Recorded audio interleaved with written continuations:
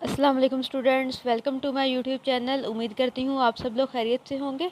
आज हम जिस कोड का बीएड के कोड का कंप्लीट बुक रिव्यू देने जा रहे हैं वो है 8602 एंड कोर्स टाइटल है एजुकेशनल असेसमेंट एंड इवेलुएशन।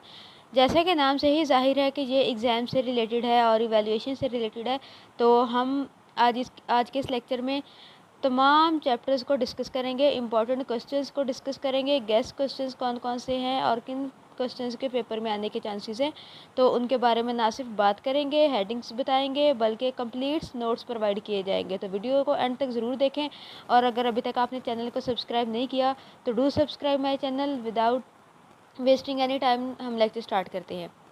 सबसे पहला क्वेश्चन है हमारे पास, define assessment and evaluation, explain the relationship between the two. Assessment और इवेल्युएशन है क्या और इन दोनों के दरमियान क्या रिलेशनशिप है।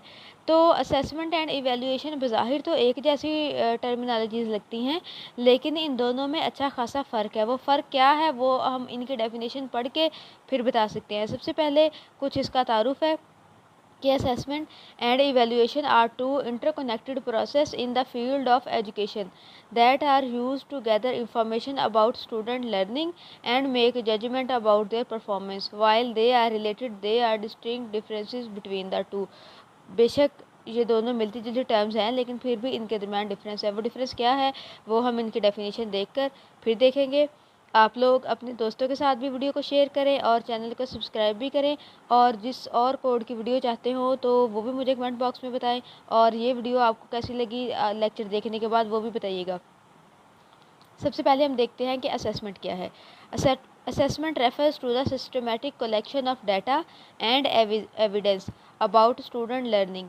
It involves gathering information about students' knowledge, skills, and abilities in order to measure their progress and achievement. Assessment can take various forms such as test, assignment, project, observations, discussions, and quiz. Assessment जो है उसका मतलब है कि हम बहुत ही एक मुनज़्ज़म तरीके से डाटा कलेक्ट करें स्टूडेंट से, और उनकी एबिलिटीज़ को कितनी लर्निंग हो सकी है उनकी, और कौन कौन सी स्किल्स हैं और उनका नॉलेज कैसा है, ये सब कुछ हम उससे जज करें। तो इस प्रोसेस को हम असेसमेंट कहते हैं। असेसमेंट बहुत से तरीक़ों से हो सकती है, जैसे कि टेस्ट लेने से, बच्चों को असाइनमेंट देने से, उन्हें किसी टॉपिक पर प्रोजेक्ट बनाकर लाने के लिए देने से, ऑब्जर्वेशन से, क्लासरूम डिस्कशन से, और क्विज़ कंडक्ट करने से। इन सब तरीक़ों से हम देख सकते हैं कि जो हमारे स्टूडेंट्स हैं वो लर्न कर रहे हैं या नहीं, या फिर उनकी जो लर्निंग है वो कैसी जा रही है। The primary purpose of assessment is to provide feedback to students and teachers about the effectiveness of instruction and to guide further learning. जो मेन मकसद है असेसमेंट का वो है कि हम बच्चों को फीडबैक दे सकें कि आपकी तैयारी अभी यहाँ पर लाई कर रही है और ये चीज़ आपको बेहतर करने की ज़रूरत है। फ़लाँ सब्जेक्ट आपका अच्छा है, फ़लाँ आपका वीक है, आप उन पर फोकस करें। तो इस तरह से उनको गाइडेंस भी मिल जाती है। जबकि इवैल्यूएशन क्या है, अब हम इवैल्यूएशन की तरफ आते हैं। Evaluation on the other hand involve making judgement और judgement based on the collected assessment data. हमने असेसमेंट कर ली, उस असेसमेंट की बेस पर हम जो जनरली अपनी जजमेंट पास कर रहे हैं दैट इज़ इवैल्यूएशन। यानी कि टेस्ट लेकर देखा कि कितने मार्क्स आए हैं, बच्चे ने कितना लर्न किया है, दैट इज़ असेसमेंट। और उसकी बेस पर हम उसे बताएं कि आपकी जो ओवरऑल लर्निंग परफॉर्मेंस है वो इस लेवल की है, आपको अपनी इन चीज़ों पर ध्यान देने की ज़रूरत है। तो ओवरऑल जो एक जजमेंट है उनकी परफॉर्मेंस से रिलेटेड, वो क्या कहलाता है, evaluation. It is a process of interpreting assessment result and determining the value and worth of student performance. Evaluation involves making decision about students' mastery of learning objective, assigning grades or rating, and assessing the overall effectiveness of educational program. The goal of evaluation is to provide a summary or judgment about the quality and effectiveness of student learning. Summary का मतलब ये है कि assessment में तो हम एक एक टॉपिक, एक एक चैप्टर के टेस्ट को देखकर अंदाज़ा लगाते हैं कि जो बच्चा इसमें अच्छा है, इसमें अच्छा नहीं है। और एवेल्यूएशन में हम जनरली ओवरऑल एक समरी प्रोवाइड कर देते हैं कि जिस बच्चे की जो लर्निंग एबिलिटीज़ हैं वो यहाँ पर हैं और फ़लाँ एबिलिटीज़ पर इनको काम करने की अभी ज़रूरत है। उसके बाद हम देखते हैं relationship between assessment and evaluation. ये भी हमारे क्वेश्चन का पार्ट था कि इन दोनों के दरमियान ताल्लुक क्या है। Assessment and evaluation are closely linked and are often use together in the educational context. Assessment provide the data and evidence needed for evaluation. Without assessment, evaluation would lack the necessary information to make informed judgment. अब data जो है वो collect किया जा रहा है assessment के through, जिसकी बेस पर इवैल्यूएशन दी जा रही है, तो उसके असेसमेंट के बिना इवैल्यूएशन जो है वो कह रहे हैं कि बहुत अच्छी नहीं होगी। तो इसलिए ये दोनों ज़रूरी हैं। In other words, assessment provides the foundation for evaluation. Assessment serve as a continuous and ongoing process, providing feedback to students and teachers throughout the learning process. Evaluation, on the other hand, often occur at specific point or milestone, such as at the end of the course or academic term. Evaluation involves making broader judgment about student performance based on the assessment data collected. For example, अगर एक semester है आपका B.Ed का, आप लोगों का साथ साथ अगर टेस्ट लिया जाए या कोई और अगर आपका सब्जेक्ट है, तो साथ साथ टेस्ट लेकर आपकी तैयारी को देखा जाता है, तो वो असेसमेंट कहलाता है। और कोर्स के एंड पर जब हम बात करते हैं कि हमारा कोर्स ऐसा रहा, बच्चों ने ये लर्न किया, बच्चों की लर्निंग कैसी रही, ये एबिलिटीज़ उनकी इम्प्रूव हुई, ये चीज़ें लैक की, तो वो सारी जो ओवरऑल एक डिस्कशन है, समरी है, that is called evaluation. To summarise, assessment focus on collecting data and evidence about student learning, while evaluation involve interpreting the data and making judgment about student performance. Assessment provide the information needed for evaluation, and evaluation inform decision about grading progress and overall effectiveness of instruction. Both assessment and evaluation are essential component of the educational process, working together to support student learning and inform instructional practices. उम्मीद है आप लोगों को इसकी समझ आई होगी। अगर आप लोग इसको रीड करना चाहते हैं तो आप वीडियो को पॉज करके उसको रोक के देख सकते हैं। अब हम क्वेश्चन नंबर 2 की तरफ आते हैं। Define classroom assessment, its needs, scope, role, characteristics and types. Classroom assessment क्या है और इसके कुछ डिफरेंट फैक्टर्स हैं, आगे उनके बारे में बात करें। Classroom assessment refer to the ongoing process of gathering, analysis and interpreting evidence of student. बच्चों के क्लासरूम में ओवरऑल परफॉर्मेंस कैसी है, इसको कंटिन्यूसली जज करने को हम क्लासरूम असेसमेंट कहते हैं। It involve various method and technique to measure student knowledge. बहुत से तरीके हैं बच्चों के नॉलेज, स्किल और उनके अंडरस्टैंडिंग को जज करने के लिए किसी भी सब्जेक्ट के हवाले से। तो classroom assessment is an integral part of the teaching and learning process. ठीक हो गया। अब हम देखते हैं कि क्लासरूम असेसमेंट की ज़रूरत क्या है। To monitor and evaluate student learning progress. बच्चों ने क्या सीखा, कितना सीखा, इसको जज करने के लिए क्लासरूम असेसमेंट की जाती है। बच्चों ने जो सीखा है उसमें क्या क्या बेहतरी करने की ज़रूरत है और उनकी परफॉर्मेंस कैसी रही, ये फीडबैक देने के लिए क्लासरूम असेसमेंट की ज़रूरत है। इसके अलावा डिसीजन मेकिंग के लिए और प्लानिंग बनाने के लिए इंस्ट्रक्शंस के हवाले से, और बच्चों में मोटिवेशन बढ़ाने के लिए, उनकी परफॉर्मेंस पर उनको मोटिवेट करने के लिए जो है क्लासरूम असेसमेंट का बहुत बड़ा रोल है। To inform parents, administrator and other stakeholder about student performance and achievement. तो साथ साथ बच्चों के वालिदैन को भी पता चलता रहता है कि उनके बच्चे जो हैं वो कैसा पढ़ रहे हैं, बजाय ये कि पूरा साल वो बैठे देखते रहें और साल के एंड पर उन्हें पता चले कि कोई हाल ही नहीं है। तो साथ साथ जो असेसमेंट होती रहती है क्लासरूम में, वो काफ़ी हेल्पफुल रहती है ये चेक करने के लिए कि बच्चे कितने पानी में है। Scope and role of classroom assessment. Scope क्या है, रोल क्या है इसका। It focus on assessing student learning within the classroom context. Classroom के कॉन्टेक्स्ट में बच्चों की लर्निंग को जज करने के लिए हम इसको करते हैं। इसके अलावा हमें जो बहुत ज़्यादा अंडरस्टैंडिंग भी देती है कि बच्चों की ओवरऑल प्रोग्रेस क्या है, और ये टीचर्स को भी पता चलता है कि उन्हें बच्चों को किस तरह से लेकर चलना है, बच्चों की तैयारी किस तरह की है, उन्हें अपने टीचिंग मेथड्स में क्या चेंजिंग्स लाने की ज़रूरत है। और इसके अलावा positive and supporting learning environment में क्लासरूम असेसमेंट का बहुत बड़ा हाथ है। Characteristics of classroom assessment. अब हम देखते हैं कि इसकी कैरेक्टरिस्टिक्स क्या हैं। Continuous and ongoing classroom assessment is continuous process that occur through out the teaching and. ये एक कंटिन्यूसली चलने वाला प्रोसेस है, हमेशा होता ही रहता है। और इसके अलावा इसका जो एम है वो बच्चों की अंडरस्टैंडिंग और उनके नॉलेज को एग्जामिन करना है। इसके अलावा जो एक और करैक्टरिस्टिक है इसकी वो ये है कि बहुत सारे असेसमेंट मेथड्स एंड टेक्निक्स जो हैं वो यूटिलाइज़ हो जाती हैं और डिफरेंट स्टाइल से असेसमेंट करके बच्चों की लर्निंग के बारे में पता चलता है। ये वही बात आ जाएगी इसके अलावा कि ये फीडबैक में हेल्पफुल रहता है और सब स्टूडेंट्स को बराबर मौका मिलता है कि वो इसके थ्रू गाइडेंस लेकर जो है अच्छा परफॉर्म कर सके। टाइप्स ऑफ क्लासरूम असेसमेंट, अब हम किस किस तरह से असेसमेंट कर सकते हैं उसकी टाइप्स की तरफ आते हैं।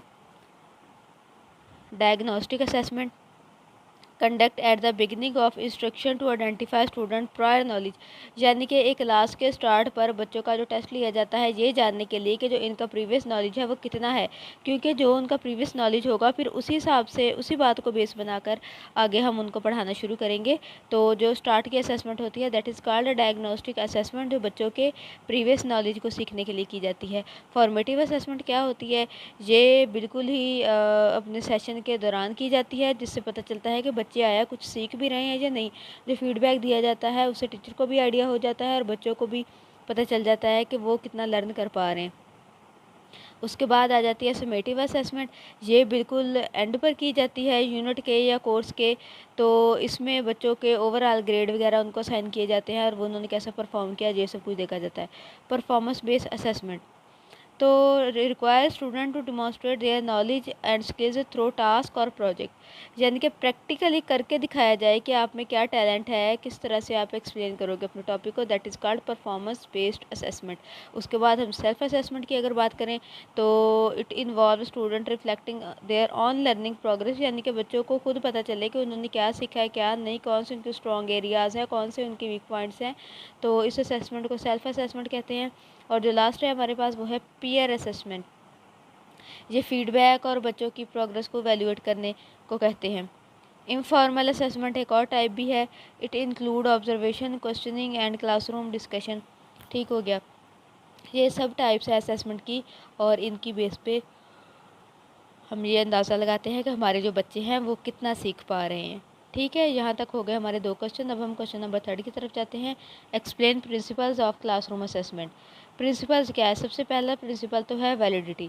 Assessment should measure that it intend to measure and be aligned with the learning outcome and instructional objective. It should be valid in terms of content and ensuring that it cover the relevant knowledge and skill। जो classroom assessment है वो इस बात की guarantee देनी चाहिए कि वो बच्चों की नॉलेज और स्किल को जज करने में हेल्पफुल है भी या नहीं। रिलायबिलिटी, जो असेसमेंट प्रोसेस है वो रिलायबल होना चाहिए और उसको कई दफ़ा उसको चेक करना चाहिए ताकि एरर जो है वो कम से कम हो सके, ताकि जो एवेल्यूशन हम कर रहे हैं वो ठीक भी है या नहीं, असेसमेंट जो कर रहे हैं। फेयरनेस, ये प्रोसेस फेयर होना चाहिए, इसमें किसी को फेवर नहीं देनी चाहिए, एकदम शफाफ निज़ाम होना चाहिए असेसमेंट का ताकि बच्चों का ट्रू लर्निंग जो स्टांस है उसको स्टडी किया जा सके। ऑथेंटिसिटी, ये कहती है कि जो असेसमेंट है वो बिल्कुल क्लियर कट होनी चाहिए और कॉन्टेक्स्ट और टास्क से रिलेटेड होनी चाहिए और रेलेवेंट टू द कोर्स होनी चाहिए। ट्रांसपेरेंसी का भी वही मतलब है जो फेयरनेस का है कि तमाम जो ग्रेडिंग मेथड्स हैं, जो असेसमेंट के स्टाइल्स हैं वो सारे के सारे जो हैं वो एकदम साफ़ होने चाहिए, शफाफ होने चाहिए। Formative focus and multiple measures. Formative focus क्या होता है, फॉर्मेटिव फोकस होना चाहिए, मल्टीपल मेजर्स होने चाहिए, इसमें टाइमलीनेस आप लोग इसको रीड कर लीजिएगा, उम्मीद है आप लोगों को समझ आ जाएगी। Assessment feedback should be provided in a timely manner, के एक प्रॉपर प्रोसेस होना चाहिए, ऑर्गेनाइज्ड वे होना चाहिए और टाइम के साथ उसको प्रोवाइड भी कर देना चाहिए। तो ये सारी चीज़ें जो हैं ये कुछ प्रिंसिपल्स थे क्लासरूम असेसमेंट के। तो इसके अलावा एक दो और भी हैं, प्राइवेसी एंड कॉन्फिडेंशियलिटी, यानी कि कॉन्फिडेंशियल होना चाहिए, ऐसा नहीं है कि बच्चों की प्राइवेसी को डिस्टर्ब किया जाए। और इसके अलावा कंटिन्यूस इम्प्रूवमेंट, असेसमेंट जो है वो वक्त के साथ साथ इम्प्रूव भी करते रहना चाहिए, यानी कि ये असेसमेंट सिर्फ बच्चों की ही असेसमेंट नहीं है कि वो अपनी लर्निंग को बेहतर करें, ये टीचर्स के लिए भी है कि वो अपने असेसमेंट को जो कमियाँ कोताहियाँ रह गई हों वो अगली दफ़ा उसको पूरा करें। By following this principles teacher can ensure that classroom assessment is effective, fair and beneficial for students learning. These principles promote valid and reliable assessment practices, यानी कि अगर हम इन प्रोसीजर्स को फॉलो करेंगे तो हम बहुत अच्छी असेसमेंट जो है क्लासरूम असेसमेंट वो कर सकते हैं। क्वेश्चन नंबर 4 है उसके बाद, explain Bloom's hierarchy taxonomy and SOLO taxonomy. तो सबसे पहले तो हम इसका कुछ तारुफ देख लेते हैं। Bloom hierarchy of cognitive learning and SOLO taxonomy are framework that provided a structure for understanding and categorising different level of learning. Learning के डिफरेंट लेवल को और कितना कॉम्प्लेक्स है उसको डिफरेंट कैटेगरीज में प्रोवाइड कर दिया जाए, तो उस फ्रेमवर्क को हम टैक्सोनॉमी कहते हैं। यहाँ पर हम दो तरह की टैक्सोनॉमी को डिस्कस करेंगे। सबसे पहले हम Bloom's hierarchy of cognitive learning देख लेते हैं। Bloom taxonomy created by Benjamin Bloom in the 1950 is a widely used framework for classifying educational objectives and cognitive skills. This is learning into a hierarchical structure with 6 levels starting from lower order thinking skill to higher order thinking skill. उन्होंने इसको अपनी सहूलत के लिए explain करने के लिए 6 levels में तकसीम किया है, जो कि लोअर ऑर्डर थिंकिंग स्किल से हायर की तरफ जाते हैं। तो सबसे पहले हम देखते हैं इन 6 लेवल्स को ABCD की फॉर्म में। यहाँ पर वही 6 लेवल्स शो किए गए हैं। सबसे पहला है नॉलेज। इसका मतलब ये है involve the recall and recognition of factual information, यानी कि इंफॉर्मेशन को दोहराना और उसको याद करना। कॉम्प्रीहेंशन यानी चीज़ों को अच्छे से इंटरप्रेट करना और उनको समझना। एप्लीकेशन यानी कि हमें ये पता हो कि हमें जो नॉलेज और जो कंसेप्ट मिले गए हैं उनको किस तरह से यूज़ करना है। एनालिसिस ये हमें बताता है कि जो इन्फॉर्मेशन हमारे पास मौजूद है उसका एग्ज़ाम लेने के लिए, उसका एनालाइज करने के लिए किस तरह से हमें कौन कौन से मेथड्स को अप्लाई करना है। Synthesis it involve creating something new by combining और रीअरेंजिंग इन्फॉर्मेशन। सिंथेसिस का मतलब होता है बनाना। तो जो हमारे पास इन्फॉर्मेशन है उसको रीअरेंज करके या उसको कंबाइन करके हम किस तरह से कोई नया कॉन्सेप्ट बना सकते हैं। Evaluation it require making judgement and assessing the value और इफेक्टिवनेस ऑफ समथिंग। क्लियर है यहाँ तक? That taxonomy provide progression in cognitive complexity which with each level building upon the previous one. It help educator design learning experience as assessment that target specific cognitive skill and promote higher order thinking. Easy है बहुत, उम्मीद है आप लोग समझ गए होंगे। Solo taxonomy क्या होती है? पहले हमने ब्लूम्स टैक्सोनॉमी देख ली, अब हम सोलो टैक्सोनॉमी की बात करेंगे। SOLO taxonomy develop by John Biggs and Kevin Collis in the 1980 stand for structure of observed learning. SOLO means structure of observed learning outcomes. It focus on the quality and depth of student understanding and particularly useful for assessing and promoting deeper level of learning। यानी कि study को अच्छे तरीके से समझने के लिए, उसकी मोर डीपर लेवल पर उसको स्टडी करने के लिए किस तरह से फोकस किया जा सकता है। और इसको 5 लेवल्स हैं अंडरस्टैंडिंग के। सबसे पहला है pre structural. At this level student have limited और no understanding of the topic of the concept, यानी कि एक टॉपिक है वो उनके लिए बिल्कुल ही नया होता है। उसके बाद है यूनिट स्ट्रक्चरल, जिसमें उनको किसी थोड़ी बहुत डायमेंशंस का पता होता है, बेसिक कॉन्सेप्ट्स पता होते हैं, इन डिटेल नहीं पता होता। मल्टी स्ट्रक्चरल ये वो है कि स्टूडेंट्स जो है वो आइडेंटिफाई कर सकते हैं डिफरेंट चीज़ों को और वो उनका जो स्ट्रॉन्ग ग्रिप है वो उस टॉपिक पर मौजूद है। उसके बाद है रिलेशनल। इसमें student can understand the relationship between different aspect and can explain how they are interconnected. उसके बाद extended abstract. Student can think critically, यानी कि स्टूडेंट में इतनी एबिलिटी हो कि वो खुद से टॉपिक को क्रिटिकली थिंक कर सकें और उसको अंडरस्टैंड कर सकें और उसको क्रिएटिव वेज में उसको सामने लेकर आ सकें। SOLO taxonomy emphasises the growth and development of students understanding from surface level knowledge to deeper conceptual understanding. It encourages educators to design learning experience that help students progress through the different level of understanding. उसके बाद है both Bloom taxonomy and Solow taxonomy are valuable framework for educators as they assist in designing curriculum assessment and instructional strategies that foster higher order thinking skills. आप लोग इसको अच्छे से read कर लें और आप इसमें पेपर में एज इट इज़ भी लिख सकते हैं और अगर चाहे तो अपनी वर्डिंग में भी लिख सकते हैं। अब हम क्वेश्चन नंबर 5 देखते हैं। Explain test and techniques of assessment in detail. कौन कौन सी टेक्निक्स हैं जिसके थ्रू हम असेसमेंट कर सकते हैं। रिटन टेस्ट है, ये मल्टीपल चॉइस क्वेश्चन हो सकते हैं, शॉर्ट क्वेश्चन हो सकते हैं या फिर लॉन्ग क्वेश्चन भी हो सकते हैं।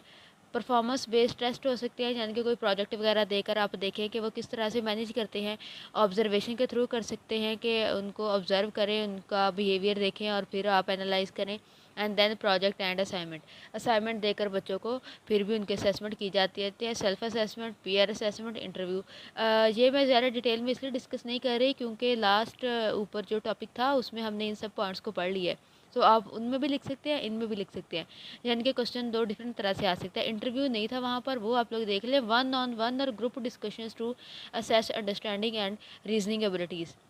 1-on-1 का मतलब है कि आमने सामने बैठकर, जैसे अक्सर जॉब इंटरव्यूज़ वगैरह होते हैं। The choice of assessment method should align with the learning objectives and consider validity, reliability, fairness, and meaningfulness of task. Using a combination of technique provided a comprehensive understanding of student learning. उसके बाद techniques कौन सी हैं, पहले हमने assessment की वो देखे। Techniques में आ जाएगा question, observation and interviews. Question का मतलब है कि a structured set of question use to collect information through written or electronic survey. It provides a standard data collection and is useful for gathering data on attitude, opinion, behavior, and preference.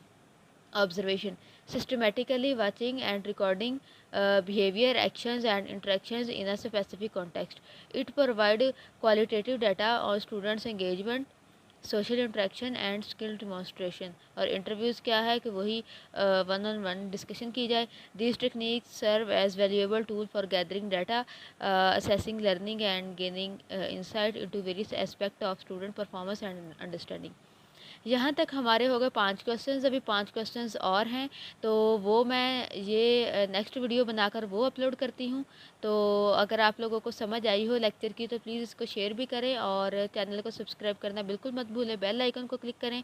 बाकी भी कुछ course रहते हैं, मैं उनकी videos भी upload करूँगी। तब तक के लिए अल्लाह हाफिज़, थैंक्स फॉर वॉचिंग।